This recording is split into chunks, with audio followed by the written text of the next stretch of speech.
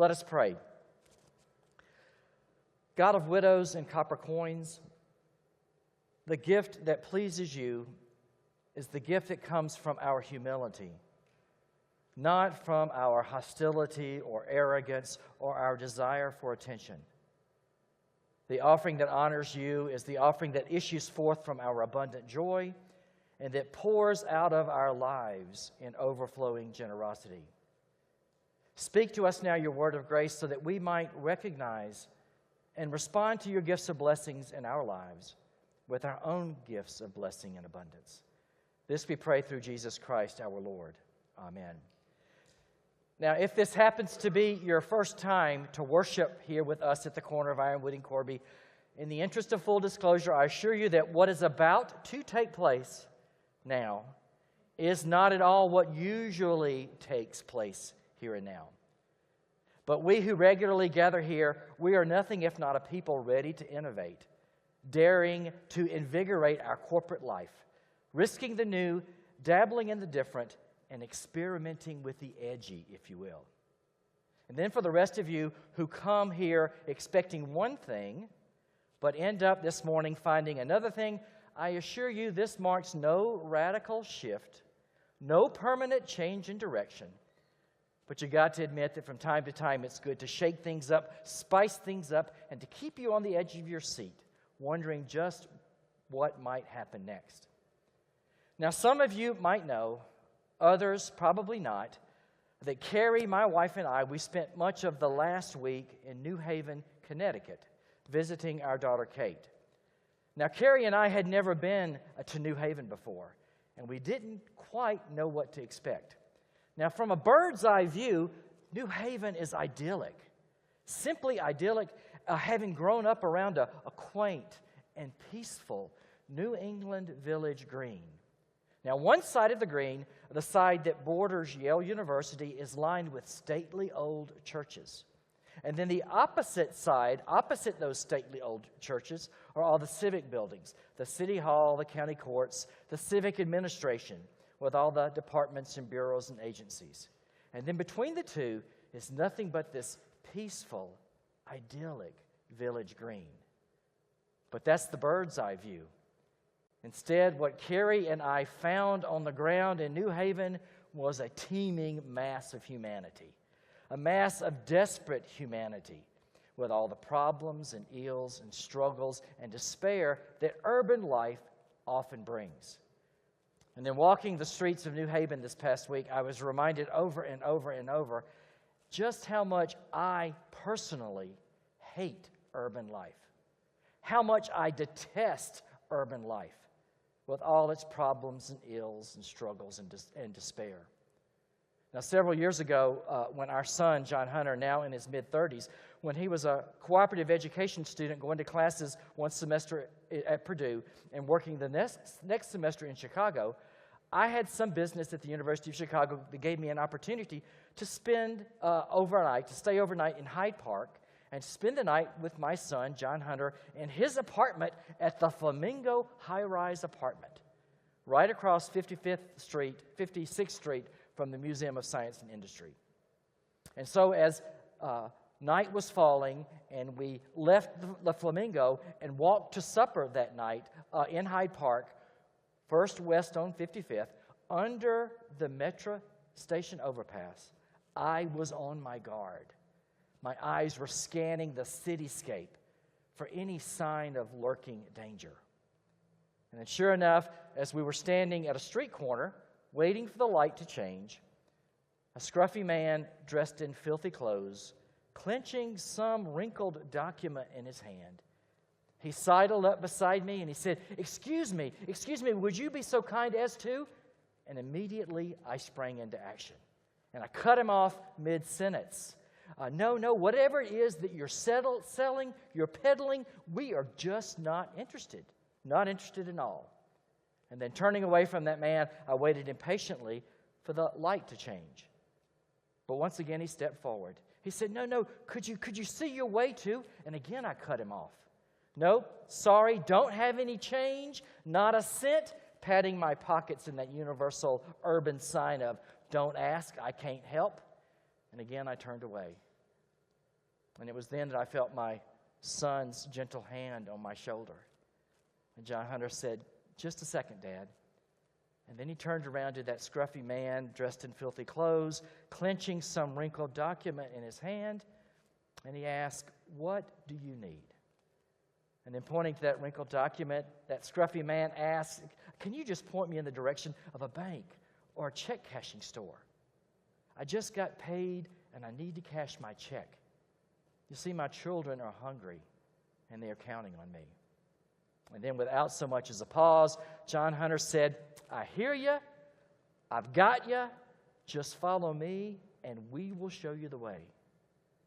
Now, thinking about that story that Jesus told in Mark's gospel that John read about those robe-wearing Pharisees who loved nothing more than to claim the places of honor, all while devouring the homes and the livelihoods of widows and orphans. And then thinking about that poor widow with open hands. All that she had, she gave, and all that she was, she offered. And so I think of my son, and I think of his gentle hand on my shoulder, and his reassuring word that opened his life up, just like that widow opened up her life in her hands. And he showed the way. He showed the way not just for that scruffy man dressed in filthy clothes, but he also showed the way for me. Now, this is just a snippet of my story. You have your story. So where in that story of the widow and the Pharisees in the temple do you see yourself? How? How do you understand yourself when the gentle, guiding hand of God touches you and that open hand of the poor widow confronts you? So, believe it or not, I welcome you now to share your story, to tell of your insight. That's right, I welcome you now to stand up and to add your voice to my voice as we remember and celebrate that widow who gave all that she had and who shared all that she was. So you're free to come to the microphone here to speak, or if you prefer, you're free to speak from your seat. Who can pass the microphone around to somebody if they'd like to speak from their seat? Yeah, Joe, would you do it? Would you pass the mic if anybody would like to speak, Joe? Here. Joe will gladly bring a microphone around to you. So I believe it or not, I actually invite you to speak, to add your voice to my voice, and to share your story, and to give your own insight to what this might mean to you. What do you have to share this morning? Oh, Jean over here. Thank you, Jean. I was afraid we're going to have a lot of silence. You see Jean over here?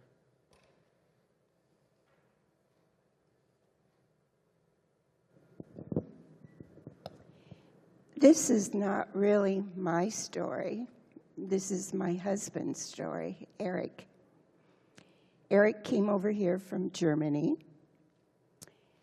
and he was trying to get a train ticket.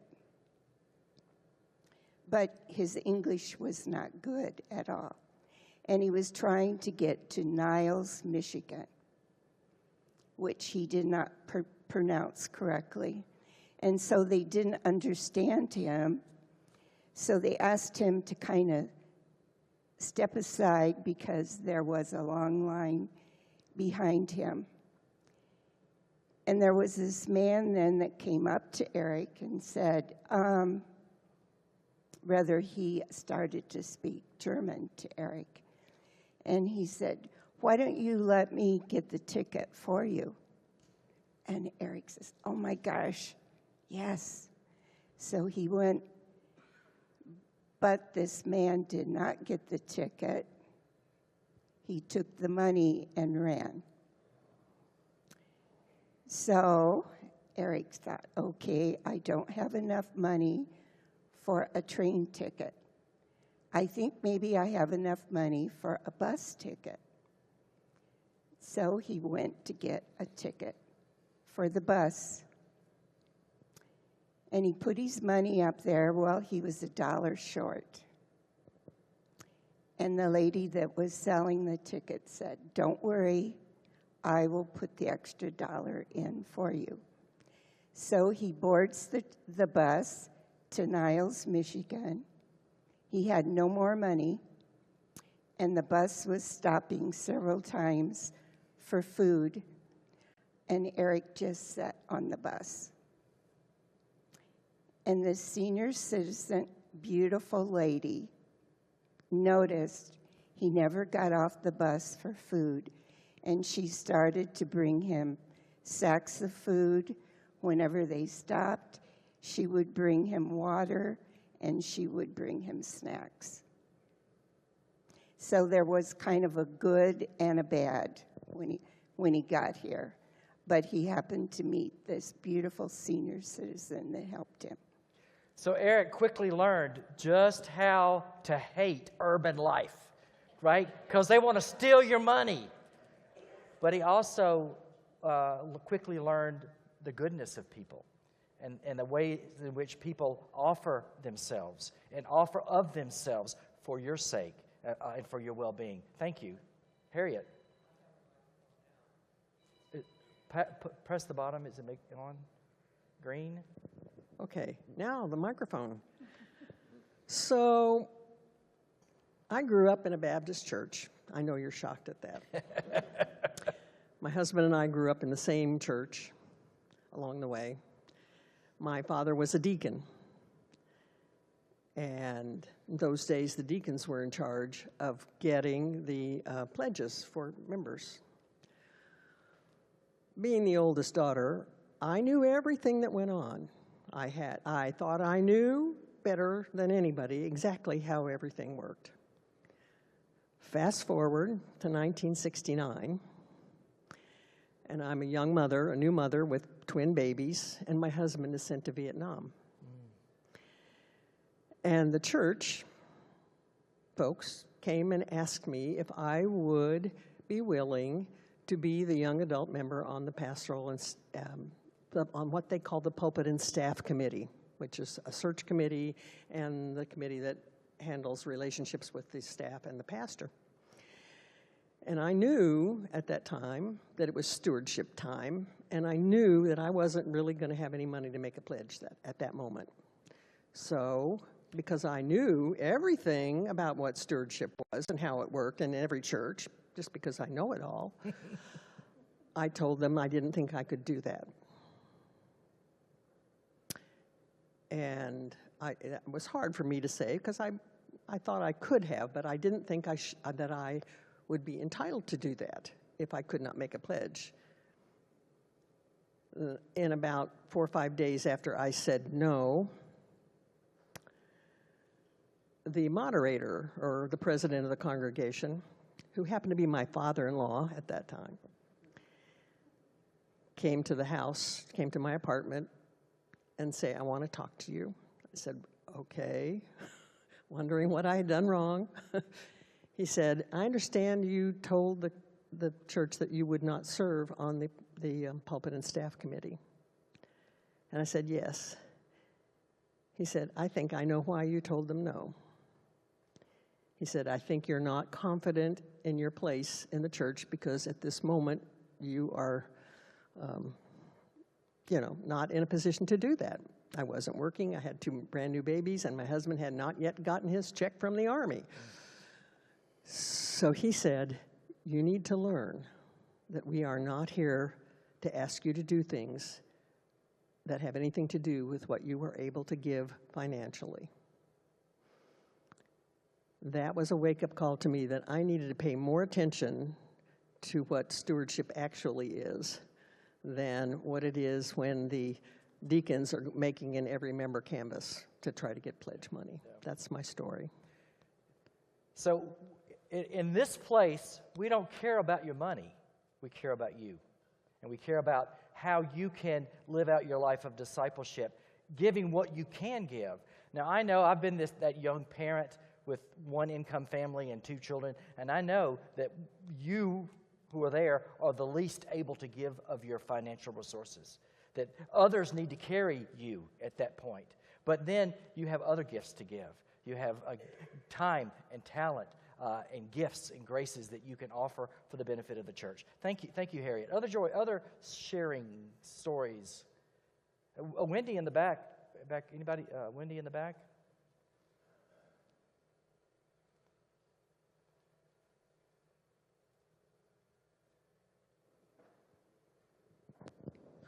Well, a couple things. First, I know that I'm a benefit of a lot of people that people give me a lot of things. I try to be generous too, as much as I can. But see, a couple of years ago, we at Holy Trinity was having the Christmas, we had a Christmas tree, and one of the gifts, one of the people that was asking the gift for was a bus pass, and I decided we could do better, and so I asked my pastor, and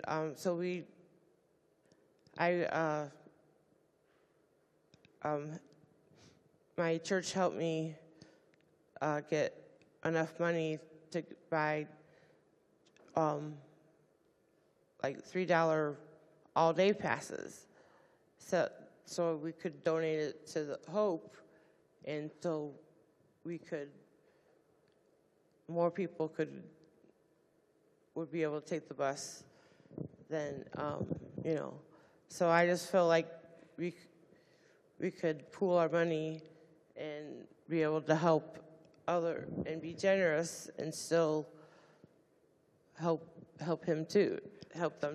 Right. So seeing a need does not exhaust the extent of the need. And you were Right. able to take that need and to build upon that need and to give in excess of what was even asked so that others might have a bit of generosity and ability to travel with ease. Thank you for sharing that, Yes. Wendy. Thank you. And I tried to live that passage about the widow.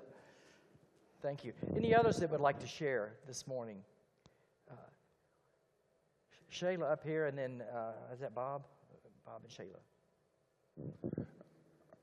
I think we all like to see ourselves as the person who's giving all that we can give, but I think that at different times we hold different roles within the same story. The story that I would like to share is Mallory and I had recently moved to Memphis, Tennessee to attend optometry school. We were fortunate enough to get to move away from an apartment, and we rented a house together. And one of the things that we were doing to rent the house was outfit it with some of the outdoor stuff that people enjoy. In the case of what I'm going to say specifically was we were getting a new grill. So I was very excited. We went to Lowe's. We were getting a new grill. We had to find the right Lowe's because they weren't available. The grill we were looking for, because of our financial constraint, was only available at one, and it was in an area of town that you didn't really want to spend a whole lot of time if you could avoid. Right. Well, I was driving previously my grandma's Buick Regal, because that was the vehicle that was financially affordable for us at the time. And we went in and we bought our grill, got the price, came out, and unfortunately the size of the grill was such that it didn't fit within our car. So here we are in an area that we didn't feel like we wanted to stay in any longer than necessary, with quite a problem that made us look rather silly to most of the folks who were in the parking lot as well. And so then, as we came to the only logical conclusion that we needed to go in and return it, we had a elderly African-American lady pull up with her Chevy S10 or whatever and say that it looks like you folks are having a bit of a trouble. And so she graciously volunteered that she would drive our grill to our house, and upon completion of her errand or whatever. And so we were able to take her up on that, and she came in and saved the day, and we realized how, despite the fact that you might find yourself in a situation that is not one of which you put yourself in, there's a lot of good that can happen from the strangers if you're willing to let them in and let them help. So sometimes you have to occupy the position of the vessel that receives the gift and open up yourself in humility to accept kindnesses from others. Thank you, Bob. And then Shayla up here has something up here. Joe?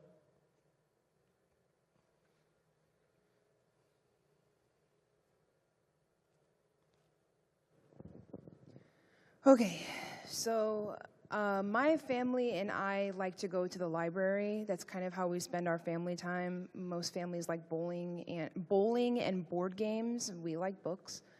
And on this occasion, this was just a quick run, I think, to return something. And we were walking on the sidewalk toward the entrance, and there was a man dressed in a very nice suit. He was passing out pamphlets. I recognized, based on his disposition from anywhere, he was a Jehovah's Witness. I grew up, half of my family was Jehovah's Witness. They can be pretty ambitious. And we went in and returned what we needed to, and we were on our way back out to the car. By then, he had moved to the parking lot, and he was loading things into his vehicle.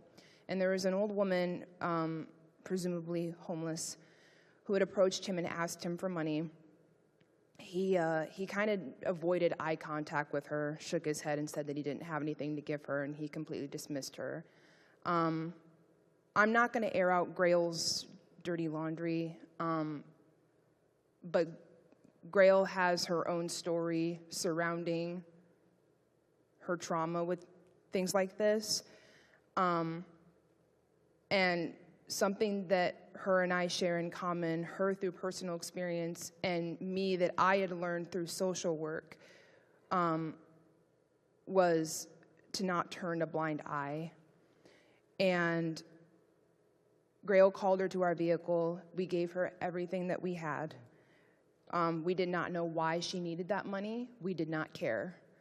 We gave it to her, and the look on her face is like we gave her a Christmas morning.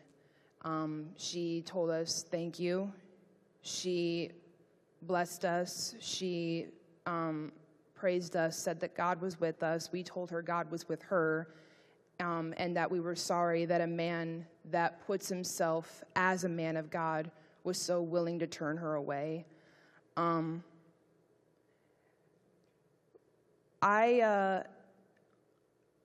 I think it's very important that we, instead of asking what about, we ask what if in our times of privilege.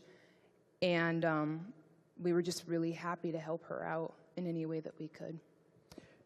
So Grail will be upfront and honest with us that Grail spent some time homeless, right? And she knows all about hunger and all about being cold and all about not having shelter. And so when Grail gives, Grail is giving out of an experience of having had nothing.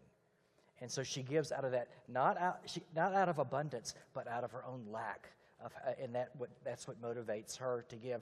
And you've also taught your daughter to always have a care package on hand in your car, a food, something that when you see somebody hungry, you have something to offer. So thank you. Any other, oh goodness, we just go all day. Someone on the back row? Who's on the very back row? Oh, here we go. This past week has been super busy. I had meetings every night and just craziness. And Wednesday I had the best meeting of the whole week because a couple of the people who come to Lovability asked if they could meet with me to talk about how they could get more involved. And so I went to their house, and a caregiver and another one of our members came as well, and they poured out so many ideas. We could do service projects, we could do fundraisers, we could do fun things, and they had so many ideas. It was really exciting because so often we look at people who have disabilities and think, well, what can we do to make their lives better? And they were coming to me saying, how can we make other people's lives better?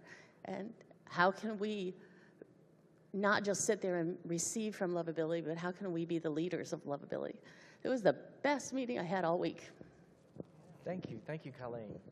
On the back row, I can't see.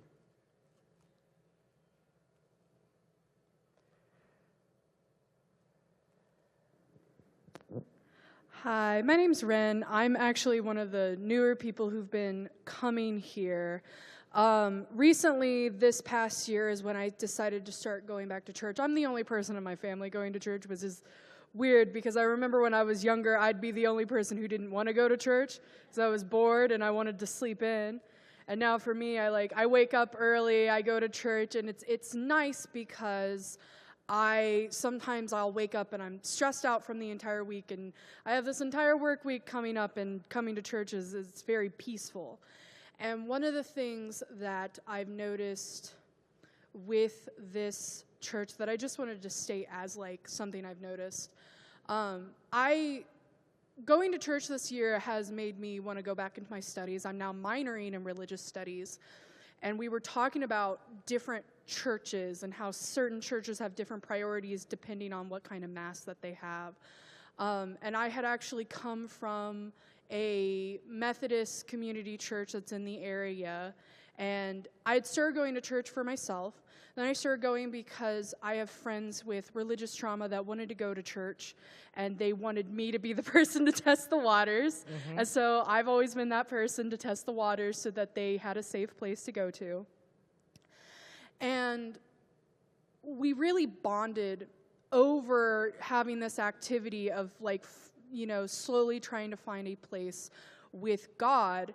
And then the church that we were going to, they started going in a direction. The guests that they were bringing were not very nice people.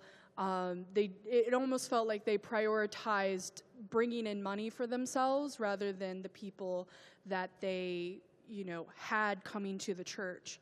So then I drive past this church every single day that I go to school. I go to IUSB, and I noticed the signs out front, the digital billboard.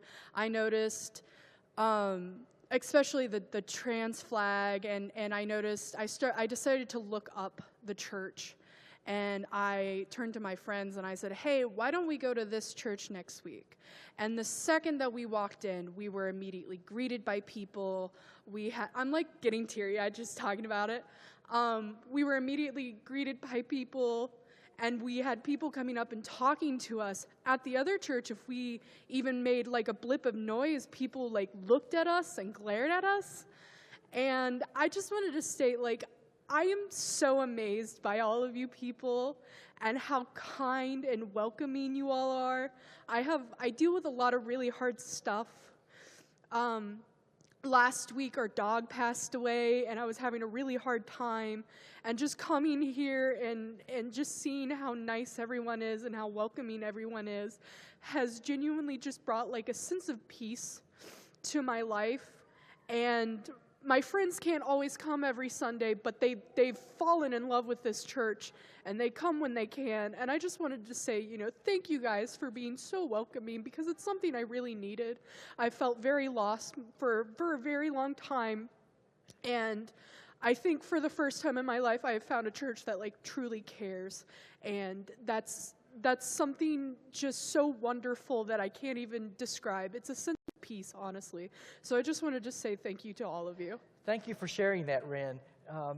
What we as a community have to give is to give our gift of affirmation, welcome, nurture, acceptance, embrace. And that's what we're about, and I'm glad that you feel that way. And I'm also glad that you did not experience our greeting of you that first Sunday as being overwhelming, because at times I can be overwhelming. So glad that was okay. Anybody else that would like to share? Oh, Kara. So I have come to realize, especially just now when you were telling your sermon, that I used to be the opposite, and I would judge people of a church. I have not had great experiences through churches. I've told my story to a couple of people. And it left a bad taste in my mouth. And so when we came here, I was like, it's all going to be the same. It's whatever, everybody's going to be the same. And I have quickly found this church is not the same. The people here are not the same. They reach out. They ask how they can help. They ask for help. And something that my husband says all the time is that we like to tithe with our time. And a lot of churches aren't okay with that. They want money and your time. Or they don't see your time as a donation at all. And so, talking about it today, and I was just like, that's exactly what we've been saying. You guys are okay with, us giving our time and our what am I saying? Time and talent. Specialties. Yeah. Gifts. Gifts. So, yeah. So I just appreciate it and appreciate all the people here and opening, my eyes to not only me being judgmental, but to the fact that not every church is the same, not every Christian is the same, not every Catholic is the same, not every person of God is the same. Everybody is different. Thank you.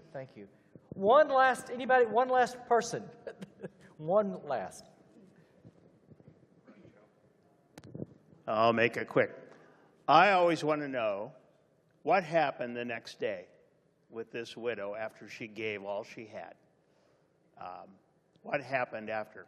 Well, go back to, for me, 1983. I'm getting ready to leave to go to seminary. I think I have enough money in the bank. I naively moved from California to Massachusetts. Very quickly ran out of funds. One day, and I'm working at a bank part-time in Beverly, Massachusetts. My wife is homesick, and we're out of money, and we still have a week before the end of the month when we get paid.